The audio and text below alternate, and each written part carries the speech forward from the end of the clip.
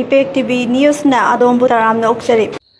ꯍꯟꯗꯛꯇ people union for civil liberties PUCN ꯐꯣꯡꯈꯤꯕ independent people ꯇ꯭ꯔꯤꯕꯨꯅꯦꯜꯒꯤ ꯔꯤꯄꯣर्ट ꯑꯗꯨ ꯇ꯭रिꯕꯨꯅꯦꯜꯒꯤ ꯑꯣꯏꯕ ꯔꯤꯄꯣर्ट ꯅꯠꯇꯦ, ꯖꯖꯃꯦꯟꯁꯨ ꯅꯠꯇꯦ,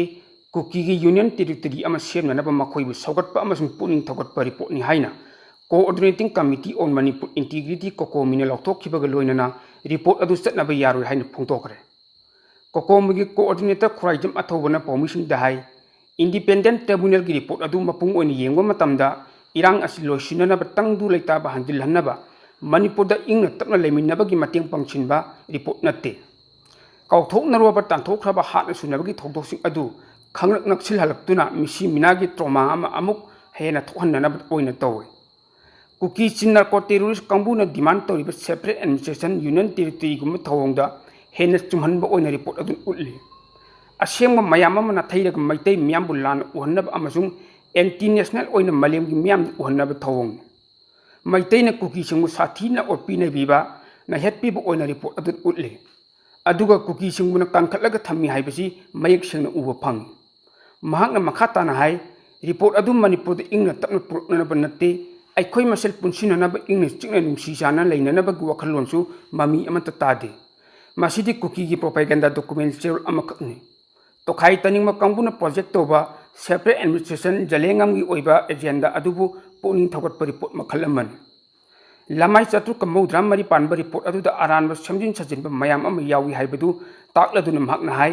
ꯇ꯭ꯔꯤꯕꯨꯅꯦꯜꯒꯤ ꯔꯤꯄꯣर्टꯁꯤꯡꯅꯗꯤ ꯍꯥꯏꯔꯒ ꯏꯔꯥꯡ ꯑꯁꯤ ꯂꯣꯏꯁꯤꯟꯅꯅꯕ ꯍꯧꯕꯒꯤ ꯏꯝꯐꯥꯜꯗꯒꯤ ꯍꯧꯕꯅꯤ ꯍꯥꯏꯅ ꯄꯜꯂꯤ꯫ ꯃꯩꯇꯩꯁꯤꯡꯅ ꯀꯨꯀꯤꯁꯤꯡꯕꯨ ꯏꯝꯐꯥꯜꯗꯒꯤ ꯇꯥꯟꯊꯣꯛꯄ ꯍꯧꯔꯛꯄꯅꯤ ꯍꯥꯏꯔꯤꯕ ꯑꯁꯤꯗꯤ ꯆꯥꯝꯃꯗ ꯆꯥꯝꯃ ꯂꯥꯜꯂꯤ꯫ ꯏꯔꯥꯡ ꯊꯣꯛꯈꯤꯕ ꯑꯁꯤ ꯅꯨꯡꯊꯤꯜ ꯄꯣꯕꯣꯞꯇꯅꯤ, ꯃꯗꯨꯁꯨ ꯆꯨꯔꯥꯆꯥꯟꯄꯨꯔꯗꯒꯤ ꯍꯧꯔꯛꯈꯤꯕꯅꯤ꯫ ꯔꯦꯂꯤ ꯑꯃ ꯆꯠꯂꯕ ꯃꯇꯨꯡꯗ ꯐꯧꯒꯥꯛꯆꯥꯎ ꯏꯈꯥꯏꯔꯣꯝꯗ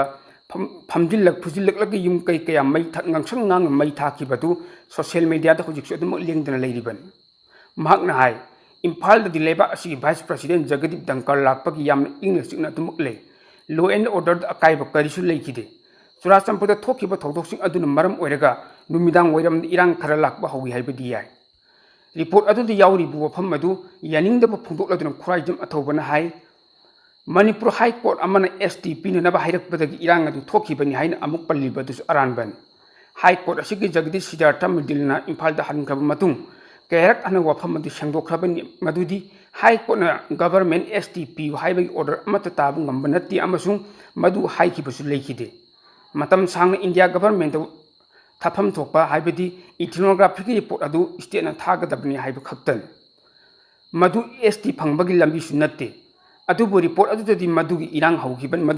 ꯍꯧꯈꯤꯕꯅꯤ ꯍꯥꯏꯅ ꯄꯟꯁꯤꯜꯂꯤ, ꯃꯗꯨꯃꯛ ꯌꯥꯝꯅ ꯇꯁꯦꯡꯅ ꯑꯔꯥꯟꯕ ꯋꯥꯐꯝ ꯑꯃꯅꯤ꯫ ꯄꯦꯖ ꯅꯝꯕꯔ 22ꯗ ꯌꯥꯎꯔꯤꯕ ꯋꯥꯐꯝ ꯑꯗꯨ ꯁꯤꯡꯅꯗꯨꯅ ꯑꯊꯧꯕꯅ ꯍꯥꯏ ꯗꯤꯐꯦꯛꯇꯣ ꯏꯊꯅꯤꯛ ꯄꯥꯔꯇꯤꯁꯟ ꯑꯃ ꯂꯩꯔꯦ, ꯀꯨꯀꯤ ꯃꯩꯇꯩꯒꯤ ꯇꯣꯈꯥꯏꯕ ꯂꯩꯅꯔꯤ ꯍꯥꯏꯅ ꯎꯠꯅꯅꯕ ꯍꯣꯠꯅꯩ꯫ ꯃꯁꯤꯅ ꯃꯥꯂꯦꯝꯒꯤ ꯃꯤꯌꯥꯝꯗ ꯀꯨꯀꯤ ꯍꯥꯏꯕ ꯐꯨꯔꯨꯞ ꯑꯁꯤ ꯃꯩꯇꯩ ꯍꯥꯏꯕ ꯑꯃꯒ ꯈꯥꯏꯗꯣꯛꯂꯒ ꯑꯩꯈꯣꯏꯁꯤ ꯇꯣꯉꯥꯟꯅ ꯍꯧꯖꯤꯛꯇꯤ ꯂꯩꯅꯔꯕ ꯁꯦꯠꯇꯣꯛꯅꯔꯕ ꯀꯥꯡꯕꯨ ꯑꯃꯅꯤ ꯑꯃꯁꯨꯡ ꯂꯝ ꯌꯦꯟꯅꯔꯕꯅꯤ ꯍꯥꯏꯕꯗ ꯄꯨꯍꯜꯂꯤ꯫ ꯃꯁꯤꯃꯛ ꯀꯨꯀꯤ ꯅꯥꯔꯀꯣ ꯇꯦꯔꯣꯔꯤꯁꯠꯁꯤꯡꯒꯤ ꯄ꯭ꯔꯣꯄꯥꯒꯦꯟꯗꯥ ꯃꯈꯜ ꯑꯃꯅꯤ ꯑꯃꯁꯨꯡ ꯄ꯭ꯔꯣꯄꯥꯒꯦꯟꯗꯥ ꯑꯁꯤ ꯃꯈꯣꯏꯅ ꯔꯤꯄꯣर्ट ꯑꯗꯨꯗ ꯏꯁꯤꯜꯂꯛꯄꯅꯤ꯫ ꯄꯣꯄꯤ ꯊꯥꯕꯒꯤ ꯃꯇꯥꯡꯗ ꯔꯤꯄꯣर्ट ꯑꯗꯨꯗ ꯍꯥꯏꯔꯤꯕ ꯋꯥꯐꯝ ꯑꯗꯨ ꯀꯨꯀꯤꯁꯤꯡꯕꯨ ꯀꯟꯈꯠꯄ ꯑꯣꯏꯅ ꯇꯧꯏ꯫ ꯃꯈꯣꯏꯅ ꯌꯥꯝꯅ ꯆꯝꯕ ꯋꯥꯍꯩ ꯃꯥꯟꯍꯜꯂꯒ ꯃꯩꯇꯩꯁꯨ ꯀꯨꯀꯤꯁꯨ ꯅꯥꯒꯥꯁꯨ ꯄꯣꯄꯤꯗꯤ ꯑꯗꯨꯃꯛ ꯊꯥꯏ ꯍꯥꯏꯗꯨꯅ ꯄꯨꯂꯞ ꯑꯣꯏꯅ ꯃꯥꯟꯍꯟꯅꯕ ꯍꯣꯠꯅꯩ꯫ ꯇꯁꯦꯡꯕꯗꯤ ꯃꯅꯤꯄꯨꯔꯗ ꯄꯣꯄꯤ ꯊꯥꯔꯤꯕ ꯑꯁꯤ ꯀꯨꯀꯤꯁꯤꯡꯅ ꯅꯝꯅ ꯇꯥꯕ ꯂꯝꯒꯤ ꯁꯔꯨꯛꯁꯤꯡꯒꯤ ꯃꯅꯨꯡꯗ ꯆꯥꯗ 35 ꯃꯍꯥꯛꯅ ꯃꯈꯥ ꯇꯥꯅ ꯍꯥꯏ ꯔꯤꯄꯣर्ट ꯑꯗꯨꯗ ꯂꯃꯥꯏ 100 ꯑꯔꯥꯝꯕꯥꯏ ꯇꯦꯡꯒꯣꯜ ꯑꯃꯁꯨꯡ ꯃꯩꯇꯩ ꯂꯤꯄꯨꯜ ꯑꯁꯤ ꯄꯟꯗꯕ ꯌꯥꯗꯕꯗꯧꯅ ꯇꯧꯏ꯫ ꯃꯈꯣꯏꯅ ꯅꯣꯡꯃꯩ ꯄꯥꯏꯔꯒ ꯀꯨꯀꯤꯁꯤꯡꯗ ꯃꯤꯍꯥꯠ ꯃꯤꯄꯨꯟ ꯆꯠꯊꯕ ꯑꯣꯏꯅ ꯎꯍꯟꯅꯕ ꯍꯣꯠꯅꯩ꯫ ꯑꯔꯥꯝꯕꯥꯏ ꯇꯦꯡꯒꯣꯜ ꯑꯃꯁꯨꯡ ꯃꯩꯇꯩ ꯂꯤꯄꯨꯜꯅ ꯃꯩꯇꯩꯒꯤ ꯂꯝ ꯉꯥꯛꯂꯒ ꯂꯩ, ꯑꯗꯨꯒ ꯀꯨꯀꯤꯒꯤ ꯂꯝꯁꯤꯡꯗ KSOꯒꯨꯝꯕ ꯈꯔꯅ ꯉꯥꯛꯏ ꯍꯥꯏꯔꯒ ITLF ꯅꯠꯇ꯭ꯔꯒ KOTU ꯅꯠꯇ꯭ꯔꯒ ꯀꯨꯀꯤ M16 ꯄꯥꯏꯕ AK ꯔꯥꯏꯐꯜ ꯄꯥꯏꯕ ꯇꯦꯔꯣꯔꯤꯁꯠꯁꯤꯡ ꯑꯗꯨꯗꯤ ꯂꯣꯠꯁꯤꯜꯂꯤ꯫ ꯃꯔꯝ ꯑꯗꯨꯅ ꯁꯣꯁꯤꯌꯦꯜ ꯑꯦꯛꯇꯤꯚꯤꯁꯠ, ꯎꯀꯤꯜ, ꯁꯨꯄ꯭ꯔꯤꯝ ꯀꯣꯔꯠꯀꯤ ꯔꯤꯇꯥꯌꯔ ꯖꯖ ꯑꯃꯁꯨꯡ ꯃꯁꯛ ꯅꯥꯏꯕ ꯃꯤꯑꯣꯏ ꯀꯌꯥꯒꯤ ꯃꯤꯡ ꯁꯤꯖꯤꯟꯅꯔꯒ ꯀꯨꯀꯤꯁꯤꯡꯒꯤ ꯗꯤꯃꯥꯟ ꯃꯔꯝ ꯆꯥꯏ ꯍꯥꯏꯅ ꯎꯠꯅꯅꯕ ꯔꯤꯄꯣर्ट ꯑꯃꯅꯤ ꯍꯥꯏꯅꯁꯨ ꯈꯨꯔꯥꯏꯖꯝ ꯑꯊꯧꯕꯅ ꯃꯔꯥꯜ ꯁꯤꯛꯈꯤ ꯍꯥꯏꯔꯤ꯫ ꯅꯥꯀꯜ ꯑꯃꯔꯣꯝꯗ ꯁꯦꯞꯇꯦꯝꯕꯔ ꯊꯥꯗ ꯄ꯭ꯔꯥꯏꯝ ꯃꯤꯅꯤꯁꯇꯔ ꯅꯔꯦꯟꯗ꯭ꯔ ꯃꯣꯗꯤ ꯃꯅꯤꯄꯨꯔꯗ ꯂꯥꯛꯄ ꯌꯥꯏ ꯍꯥꯏꯅ ꯉꯥꯡꯅꯔꯤꯕ ꯋꯥꯐꯝ ꯑꯁꯤ ꯊꯥꯖꯕ ꯋꯥꯠꯂꯤ ꯍꯥꯏꯅ ꯃꯅꯤꯄꯨꯔ ꯄ꯭ꯔꯗꯦꯁ ꯀꯪꯒ꯭ꯔꯦꯁ ꯀꯃꯤꯇꯤꯒꯤ ꯄ꯭ꯔꯁꯤꯗꯦꯟꯠ ꯀꯩꯁꯥꯝ ꯃꯦꯘꯆꯟꯗ꯭ꯔꯅ ꯐꯣꯡꯗꯣꯛꯈ꯭ꯔꯦ꯫ ꯏꯟꯗꯤꯌꯟ ꯅꯦꯁꯅꯦꯜ ꯀꯪꯒ꯭ꯔꯦꯁꯀꯤ ꯒ꯭ꯔꯥꯁꯔꯨꯠ ꯚꯂꯟꯇꯤꯌꯔ ꯑꯣꯔꯒꯅꯥꯏꯖꯦꯁꯟ ꯑꯃ ꯑꯣꯏꯔꯤꯕ ꯁꯦꯕꯥꯗ ꯂꯤꯡꯈꯠꯂꯝꯕ ꯗꯥꯛꯇꯔ NS ꯍꯥꯔꯥꯗꯤꯀꯥ ꯂꯩꯈꯤꯗꯕꯒꯤ ꯆꯍꯤ 50 ꯁꯨꯔꯛꯄꯒꯤ ningsing thorom da mahak wafam aji phongdokiban MPCC amadi Manipur Pradesh Mahila Seva Dal na sinduna Congress bapan da pangthokpa thorom aduda Manipur Mahila Seva Dal gi President Lari Yengam Joymala amadi MPCC gi thopuba kaya ju sakyaki Sajiwa Relief Camp da laiba IDF ama handak suicide tawdun sikhibagi matang da Kaisam Mega Chandrana hai Manipur da ingtapa phibam hanjilakli haina Union Home Minister Amit Shah na phongdokli wafam asi yam aran wafam ni Haujik sumiyo kaya marum irang asi chaiting phangli tongan relief camp da changde pham lodun leiba miyo sing mayumda hanjinaba ngamdri December tha phawbagi manungda IDP sing masa gi mayumda hanjil hanaba hotnagani haiba thausil adu khumang chausin ba ude People's Union for Civil Liberties ki report ta michang mikhai naiba wafam phongdorokpagi matangda Congress Party ki maikai irang asi nakallaman hawi natraga hawdi haiba wafam phongdokpa leite adum oinamak BJP lengak irang asi losingadabani haiba wafam su Kaisam Mega Chandra phongdoki Hiram masigi matang da Imphal da nungtil gi chepong ni kuting phong liba paujel khabar gi editorial kalam da kari hairi haibadu yengminasi miyam na sembal lengak na miyam gi yaifana ba thabak tawi madugi damaktani democracy chatpa laibak am oina miyam gi chahi manga gi hak piduna lusing am ohel liban lusing ba am oibegi wakhalon putoktuna miyam gi yaifana ba thorong paikhatna ba thagat khiba ngaktan miyam na thagat khiba myuching chahi manga din lingthau oigadoriban Makoi apam aning bada toning bada tawgadoriban laik lesu hairabasu haitrabasu sel pairabasu paidrabasu miyang gilu chingba mapi mapagi mingthol piduna maning tawhaliban miyam da nonjaduna khurumduna chahi mangangi hakpiu haiduna mikhal mamang da miyam da haijakiba kaya adugi matung ina assembly gi mihutta foina thagat khiban mikhal thengnadringai gi mamang da di wasap khiba miyam da thamkiba thajaba punamak vote ka khaba matung da kawbagi chatnabi adudi layaningde Mio lising kaya na piki ba thajab adutagi hen MLA sing thabak to honingi micham miyam di political party di yenglaga vote piki bunate afaba miyam khangadaba miyo de vote piduna democracy gi phajraba tangbal da phaman ki bani haibasi ko honningde adubu vote ka raga miyam ko tokpa masa gi oijaba phangna bo hotna badagi laibak kangkhong serak bin haibasi matam puna makto kawdaba phai Manipur haiba maning makha tamna panjarab laibak asi India gi sat oikhaba matungda democracy chupli pum sinakiban Purup kaya na pulaga sema Manipur saktam chatnabi kaya ngak sinduna thamna bu hotna bada lusingba singna nupa thokpa thabak kharadi to mathokta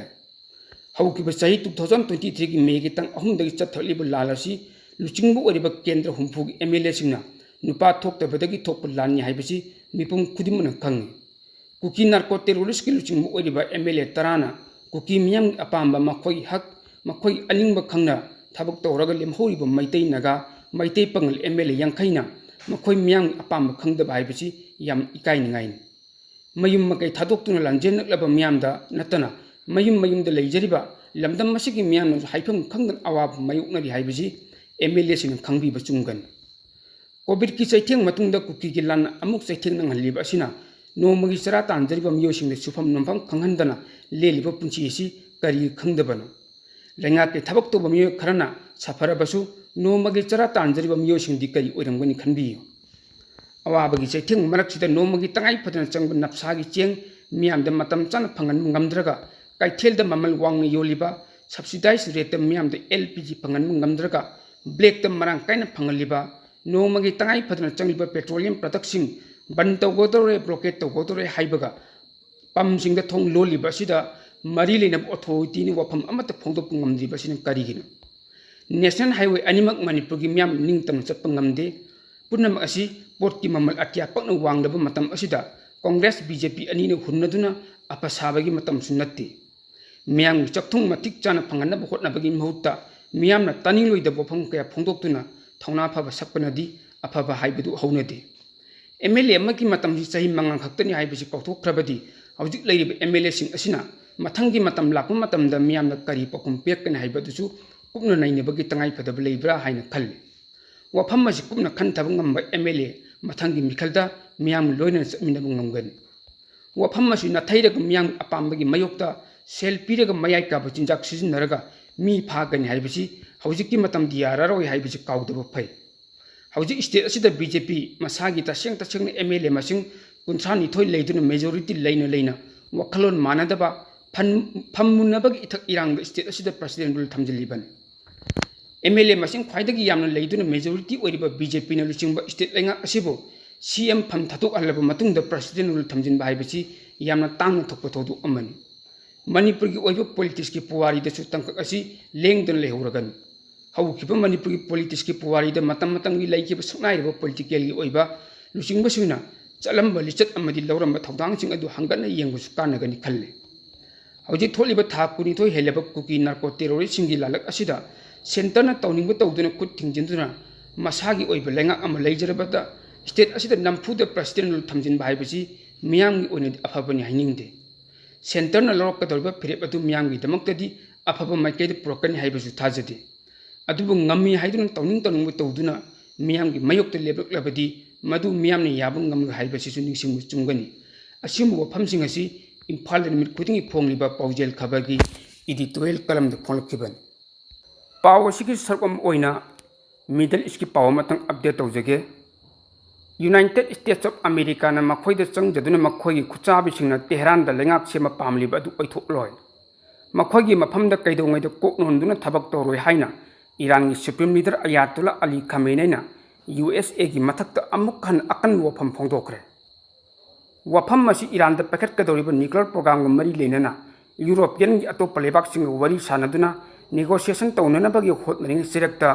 Iran की supreme leader Ayatollah ने फोंदोखिबन शिया इमाम रोजा PBUS ना लेबाक असिगी दमक मथवाई कटखिबा निंगसिंग थौरंग मरी लेनना पंगथोकप थौरम अमदा Ayatollah Ali खमेने ना हाय US ना ईरान बु मखोगी मखादा थंबा पामली अदुब ईरान हाइबा लेबाक असि अतोप लेबाक अमगी मखादा लेबा पामदब लेबाक अमन लेबाक असिगी लेजरिबा मियांगी पंगल शक्ति ग लोइनना लेबाक असि बुनम धनबु होटरेबा खोंथांगसिंग मयुकनगनि हाइना फोंदोखि महाकना फोंदोखि वफम मदु अमुक हन्ना खमेनै ऑफिशियल वेबसाइट तसु थादोक्तुना US अमदि मालिमगि लेबाक पुनमक संदोक्तुना खंगनबगि थबकचु लेप्तुना चथरे अयातुल्ला की वफम मसि था अनि की ममांगदा ईरान अमदि इजराइल की मरक्ता मफम कयागी ममांगदगी मतम कयागी ममांगदगी एटेक कया चथदुना ईरान सगटलरिंगि चिरक्ता अमेरिका ना खुद थिंगि लखिब अदुगी मतुंग इना फोंदोरखिबनि हाइरे